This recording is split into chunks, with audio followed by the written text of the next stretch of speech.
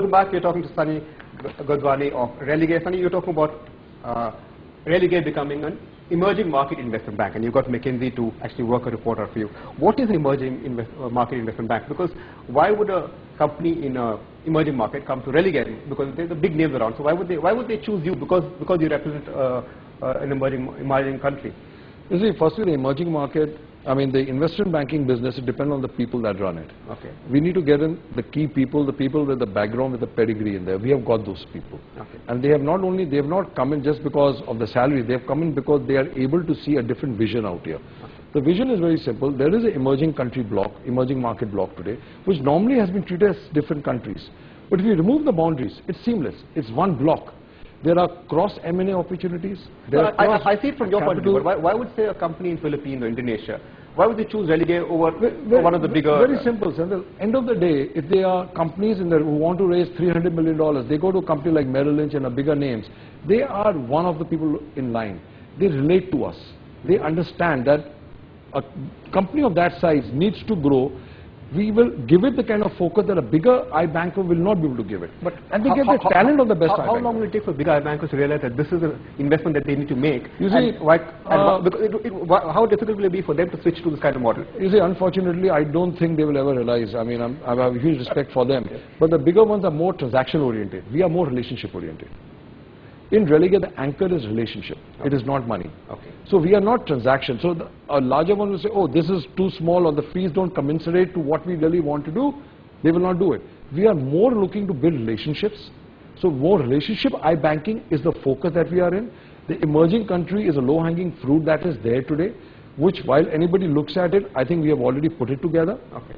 And then gradually emerge to the matured countries. So okay, we'll talk about that model. Let me just, okay, you think that the big boys really won't stoop down to pluck the fruits, but there are Indian banks that could do it. So do you see that happening? Well, I think competition is always good. I mean, India is a function of competition. Half the industry is growth of competition. Okay. So any competition will only make us look better. So I'm sure there will be other people look at it, and we welcome it. Okay. I think there's a huge market. It's not something I can grab on my own. There is a huge market there, but we actually want to be the first movers in that market. Emerging market investment bank. I like that term. But you've also gone and invested in Tokyo. You've gone and invested in UK. You bid for AIG in US. Where are the connections? Connecting money. Let me take a step back. Let me just explain what is our global ambition. Because I think, as I said earlier, there is the Indian part of the business, and there is, of course, the fee-based business, which is a non-balance sheet business with which we are going global. Primarily being the investment banking, the institutional broking, and the research-led, along with the asset management. We've always believed that today the capital that is flowing into India, somewhere we need to step out, and we have the IQ, the mentality to manage the capital that the FIs bring in. We are focusing on the fund of funds business. We have got an acquisition in San Francisco under the name of Northgate, a very reputable fund of fund business. So our global ambition in the asset management side is to build a holdco of asset management abroad. Under that, by different money managers, fund of funds, and where we don't get, in countries like Tokyo, we have got in a full team that have a capability to aggregate capital. So we will use the teams to aggregate capital in the Asian countries. Certain money managers that we buy in will 70%, 80% stakes into their setup, so the existing team is aligned and they have a skin in the game. So that whole core basically will run assets under management, which will eventually be targeted in the next 2 to 3 years. We should be safely managing close to $50 billion, if not more. Okay. It is not a challenge. This is an existing company that you run, or is this going to include... This is organic and inorganic, in both. So that is the asset management side of the business. Now these companies, the fund of funds, invest into other private equity funds who go out and do deals. Now when we build the investment banking business, they come and talk to those private equity firms. So where we would be doing the deals, we are also givers of money or funds to those private equity firms from the fund of fund business. So there's a two-way relationship we are having there.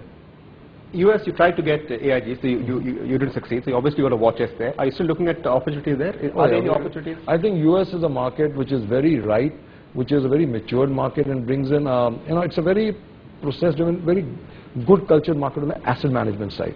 We have done Northgate. We are exploring a couple of other opportunities there, and in due course we'll be taking them on. How big is your watch list there for you, or does it depend on opportunities? It depends on opportunities. I mean, our target is to put in the next 3 to 5 years over $100 billion under management. So some will happen organically, some will happen inorganically. As we get one or two opportunities, we have teams like in China, in Hong Kong, in Tokyo, who are ready to go out and aggregate assets and build those, you know. Parallel to that is the investment banking business.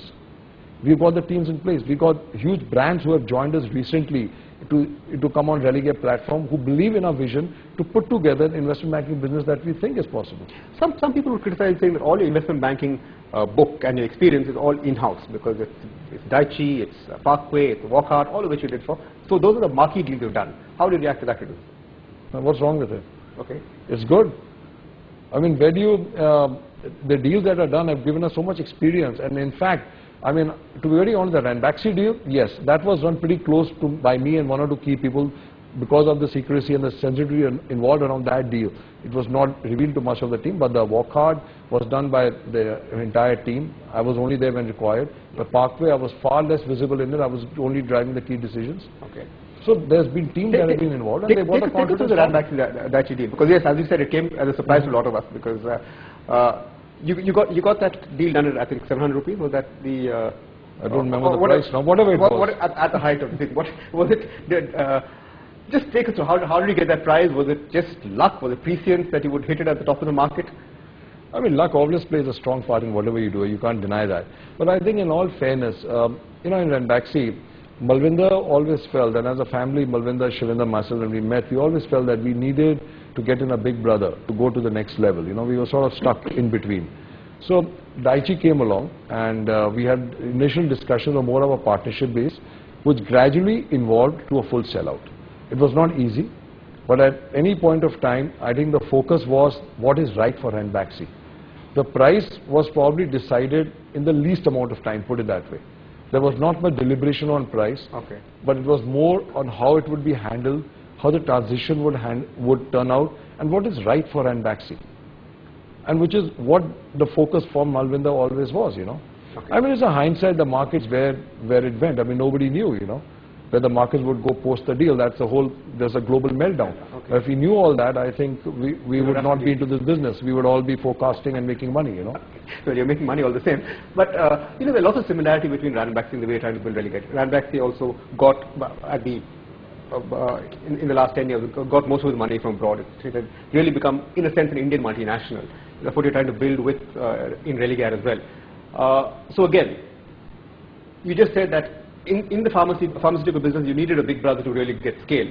Do you need the big brother in financial services, or is that different? I don't think so. I think financial services are a different animal.